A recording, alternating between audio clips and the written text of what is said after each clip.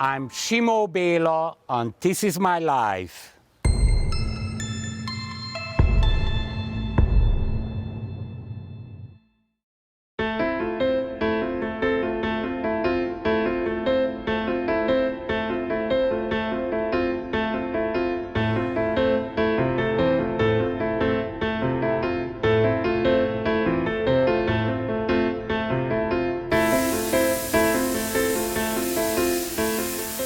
You have to dance with the tools. You put the music on, and you dancing with the tools around the form.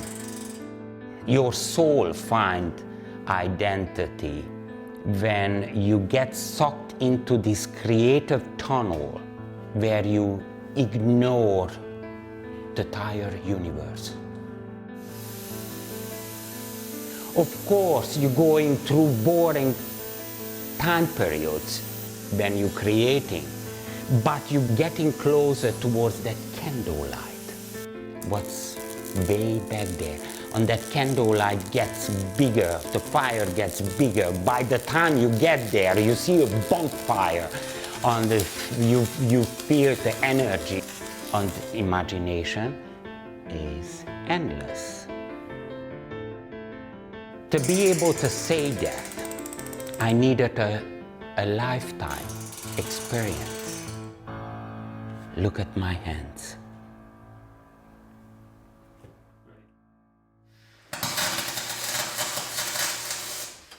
In the very beginning, art was not in my agenda. I was born, first of all, in Transylvania, which is on the other side of this planet. I could say I have a wonderful childhood, ultimate freedom. Most of the time I spent on the street or in my father's lab. He was a scientist, so I learned quite a lot from him. After the high school, I had to go to the army, like anybody else in that system, because the society was like under the dictatorship. So in 1985, I had to leave the country. So I end up in Austria. And over there, I bump into this person who is an artist. So with this person, who is Herr Josef Felter, we had an agreement. He's gonna teach me art, and I'm gonna pay back with my work, with my hands. So with my hand, I believe we accomplished more than what he imagined. We're talking about here like 5.5 meter marble sculptures, of course wooden sculptures too, so it was quite fascinating.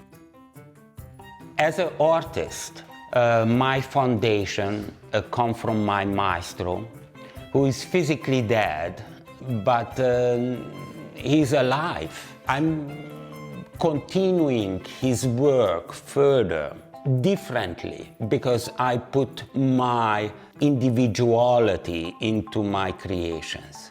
But it takes time, my decades, until, yes, this is who I am. I follow myself. So after that, I started my journey in this continent. I spent a year in Toronto, 18 years in Yukon, 5 years in Newfoundland, and a few years in Ottawa. Now I'm here.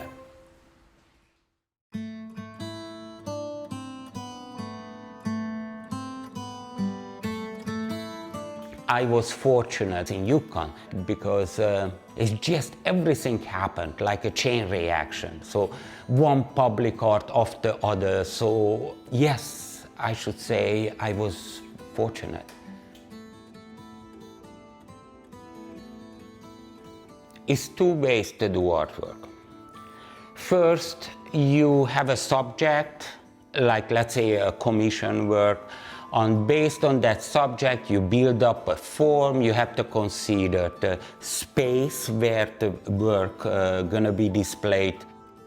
In this idea I have to consider the medium which I'm using, the tools towards that, but through the process, I give myself that flexibility to go this way or that way, because challenging myself, first of all, I have to like that creation.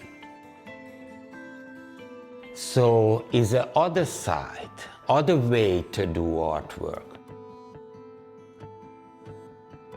The other side, when you expressing your feelings and through your artwork, creation, you do something which reflects that feeling.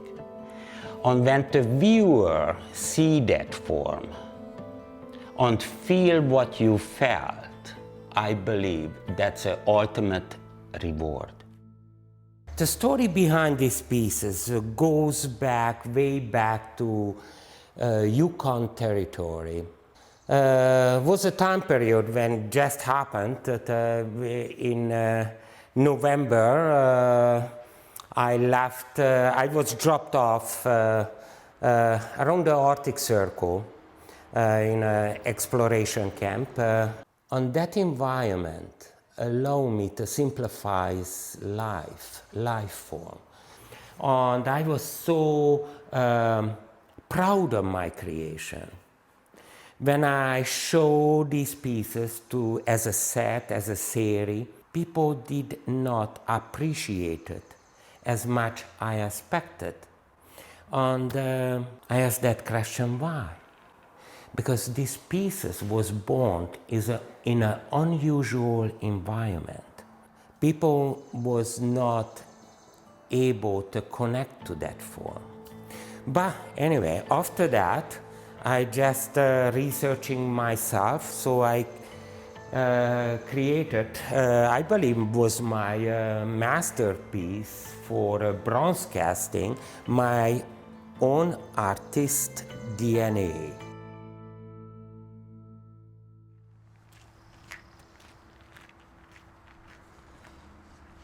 When I moved here to Val-de-Monde, I built a studio, and right after that I get a big commission from a Yukon Workers' Compensation, like 19 feet tall.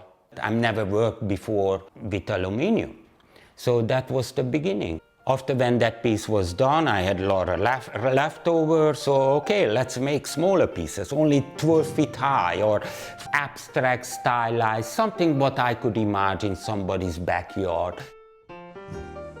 The aluminum is soft, obeys, doesn't oxidize. It's like butter in your hand. In the same time, always surfacing something like this, which is, when you do it, you feel the goosebumps. And we want to create this kind of feelings as often as possible. And when the piece is done, the journey, doing it, and material is obeyed, the form is there, composition is there, and that's the magical part. When the piece is done, you reach the climax, magic is over. So that piece is behind. So, new ideas.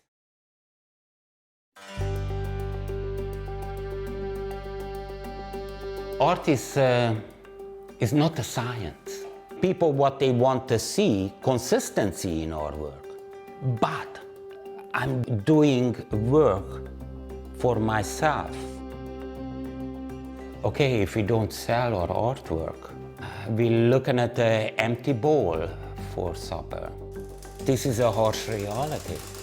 We always cross our fingers that the proposal gonna be accepted. And yeah, let's go.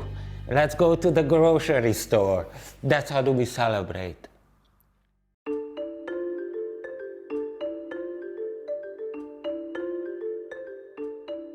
Was time periods when I felt that, okay, I don't want to do art anymore. I realized it doesn't matter how fast I'm running away from art. It always was ahead of me, so I gave up running. So right now where I'm going, how that work, my creation, speak to everyday people. So I kind of compromise the modern on the realism, meet halfway. I like to work with human figures. So for example, what's the face, the head, the hands. So focus on that, bring that out dramatically based on what you want to express. The rest is not important, less is more. So I'm going to that direction. I'm gonna build up the rest of the body with the abstract form. And in the bottom, I'm gonna surface a question, pourquoi? So the whole soul of this body comes towards you and asking you that question. That's what I would love to achieve. When I was a little child, my mom told me, "My son, you're never gonna grow up." I hope she's right.